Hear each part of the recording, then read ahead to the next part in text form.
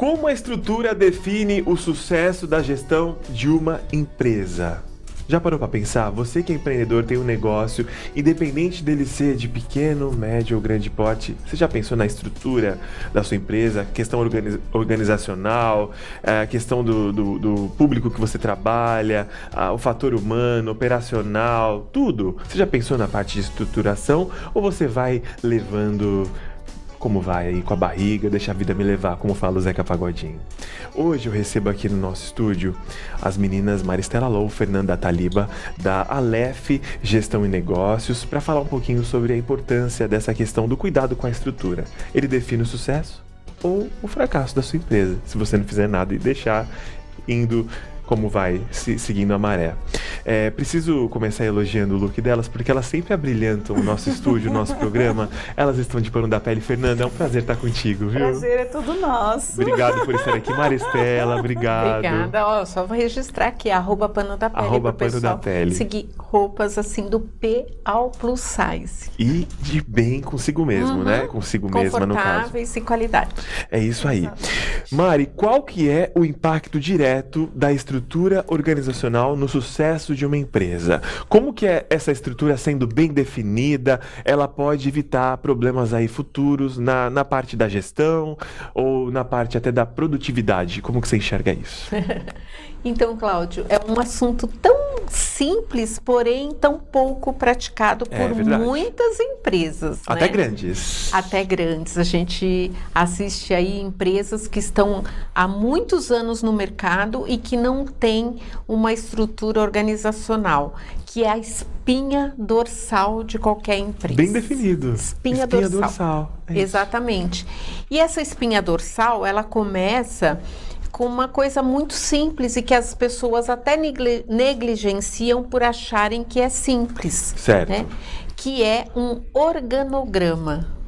Um organograma, uma coisa simples.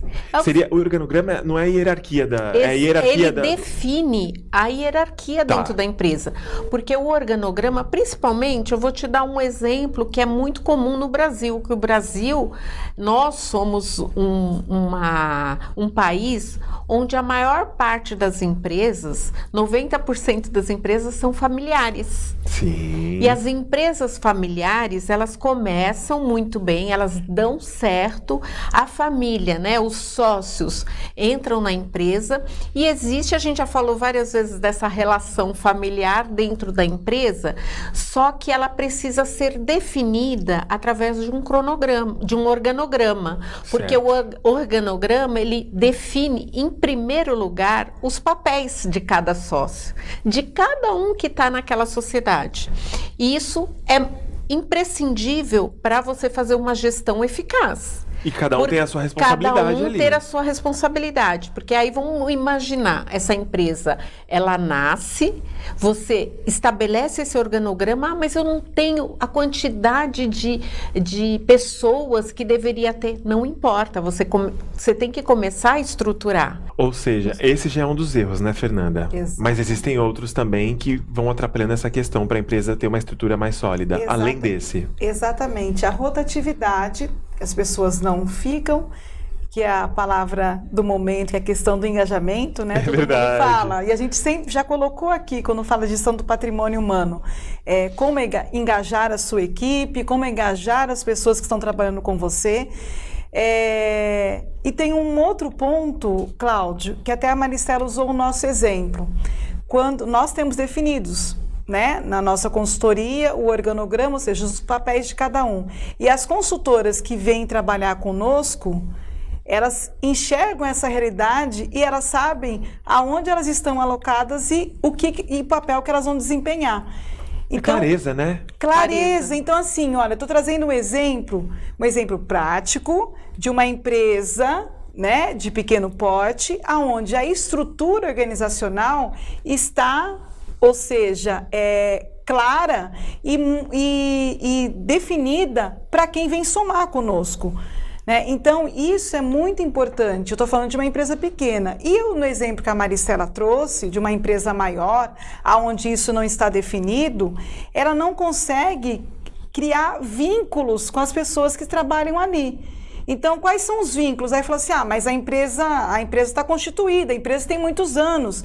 Sim, os vínculos estão com as pessoas que já estão há muitos anos. Entendi. E aí a gente está num mundo onde as coisas estão mudando e você tem que fazer uma renovação. Até porque a gente sempre fala isso, ninguém cria uma empresa para morrer. Né? E um outro ponto também que é importante aqui ressaltar, que é sempre quando tem algum problema, quando acontece alguma ocorrência na empresa, né, ou com um colaborador, ou com um cliente, sempre vem aquela palavra, eu quero falar com quem manda. E se isso não está definido no organograma, quem é que vai responder? Se é com o cliente, quem é que vai responder para esse cliente, para você não perder esse cliente na sua empresa? Né? Então, a gente está trazendo esse tema para os empresários refletirem isso, que não é nada, primeiro, não é nada complicado, não é nada desafiador. Não é um bicho de 7 cabeças. Não, exato, você usou a palavra certa. Não é um bicho de 7 cabeças, mas sim uma organização. A Aleph hoje, ela auxilia as empresas em diversos processos, e um deles é esse, é estruturar o negócio, a ajudar no organograma, a encontrar a pessoa certa para o lugar certo. Que soluções que vocês oferecem hoje para ajudar esses empresários a estruturarem os negócios de forma mais assertiva e às vezes apagando o incêndio, né? Porque se não chegar na empresa vai estar aquele caos, né? Dá até para fazer um reality da Aleph, chegando. Tem para história, tentar, como viu? que Tem funciona, Fernanda? A gente tem o DCE, que é DCE, que é um programa que a gente tem para os sócios. A gente começa por ele, porque nele a gente consegue definir...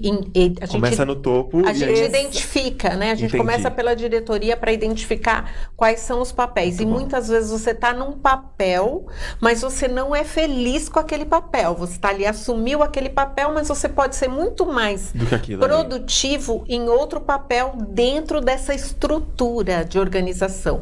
A gente começa analisando a pessoa primeiro, para entender quais são as potencialidades dela, as forças, né?